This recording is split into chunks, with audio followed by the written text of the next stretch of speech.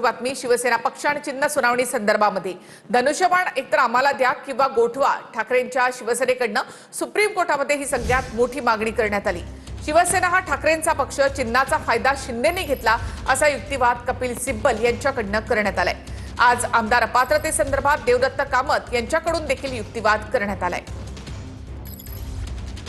शिवसेना हा ठाकरेंचा पक्ष, चिन्हाचा फायदा शिंदेंनी घेतला। पक्ष आणि चिन्ह जर आम्हाला मिळू शकत नसेल तर चिन्ह गोठवलं पाहिजे, हा आमचा पर्यायी युक्तिवाद आहे असंही सिब्बल म्हणाले। शिंदे मुख्यमंत्री झाले पण कोणत्या राजकीय पक्षातनं? कपिल सिब्बल यांच्या युक्तिवादानंतर ठाकरेंचे दुसरे वकील देवदत्त कामत यांनीही शिंदेंच्या मुख्यमंत्री पदावर प्रश्नचिन्ह उपस्थित केलं। राजकीय पक्षाच्या विरोधात जाऊन शिंदे मुख्यमंत्री झाले, शिंदे धनुष्यबाणावर निवडून आले, ते चिन्ह त्यांना ठाकरेंनी दिलं होतं।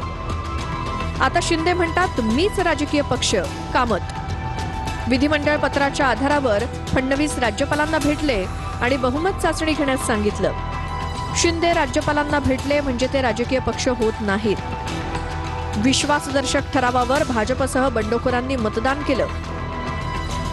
हा प्रकार सत्तेतील लोकांनी विरोधी पक्षासोबत सत्ता स्थापन केल्यासारखा। राज्यपाल आणि विधानसभा अध्यक्ष पक्षपातीपणे वागले। विधिमंडळ पक्ष म्हणजे राजकीय पक्ष नाही असं 10वं परिशिष्ट सांगतं। विधानसभा अध्यक्ष 10व्या परिशिष्टाच्या विरोधात कसे काय जाऊ शकतात? काहीही न विचारता निवडणूक आयोगानं पक्ष आणि चिन्ह शिंदेंना दिलं। राजकीय पक्ष हा पूर्ण वेगळा असतो। आमदारांना राजकीय पक्षाचं ऐकावं लागतं। एक वेळ दुसऱ्या पक्षात विलीन होऊ शकतात, मात्र पक्ष ताब्यात घेता येत नाही। आमदार आहेत म्हणून आम्ही पक्ष आहोत हा शिंदेंचा दावा तकलादू आहे। आमदार असोत किंवा नसोत पक्ष आयोगाकडे नोंदणीकृत असतो। एखाद्या पक्षाकडे आमदार नसले तरीही तो पक्ष निवडणूक आयोगाकडे नोंदणीकृत असतो।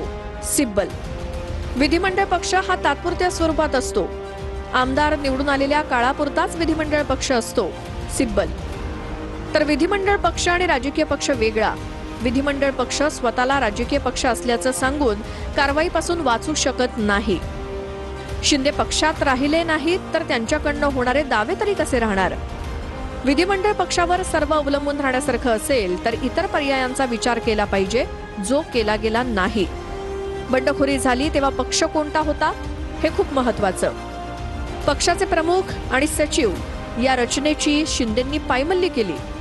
विधिमंडळ पक्ष हा राजकीय पक्ष असल्याचा बचाव करू शकत नाही। कामत टर्म संपली असली तरी आमदार अपात्रता प्रकरण महत्वाचं। विधिमंडळ पक्ष निवडणुकीचा उमेदवार ठरवत नाही तर राजकीय पक्ष ठरवतात। शिंदे धनुष्यबाणावर निवडून आले, जे त्यांना ठाकरेंनी दिलं होतं। कामत तर शिंदेंच्या आमदारांना आम्ही अपात्र घोषित करू शकतो का? न्यायमूर्ती बागची आम्ही शिक्षा रद्द करू शकतो पण शिक्षा देऊ शकतो का? निर्णय घेण्यासाठी प्रकरण पुन्हा प्राधिकरणाकडे पाठवू शकतो। शिंदेंकडे बहुमत होतं यात वाद नाही, पण बहुमतावेळी शिंदे पक्षाचे सदस्य होते का? न्यायमूर्ती बागची 23 जूनच्या ठरावानुसार शिंदेंना पक्ष देण्यात आला। प्रकरण कोर्टात असताना आयोगानं त्यावर थेट निर्णय दिला। विधिमंडळ पक्षानं एकनाथ शिंदेंना मुख्य नेता निवडलं आणि निवडीचं पत्र राज्यपालांना दिलं, पण राज्यपाल या प्रक्रियेचा भाग नव्हते। सिब्बल शिवसेनेच्या भावना आता बशाली बरोबर जोडल्यात ना। बशाली सोबत आता आम्ही लढलो नाही का? आम्ही आज बशाल घेऊन उभे आहोत आणि आम्हाला अजूनही धनुष्यबाण हवंय। आम्ही धनुष्यबाण सोडलंय असं कुठेही म्हटलेलं नाही। आम्ही असं म्हटलं की नसाल तर मग निदान त्यांना द्यायचं नाही, असं आमचा तो पर्याय आहे। बस ह्याचा अर्थ त्यांनी त्यांचा पराजय हा अर्धा स्वीकारलेलाच आहे।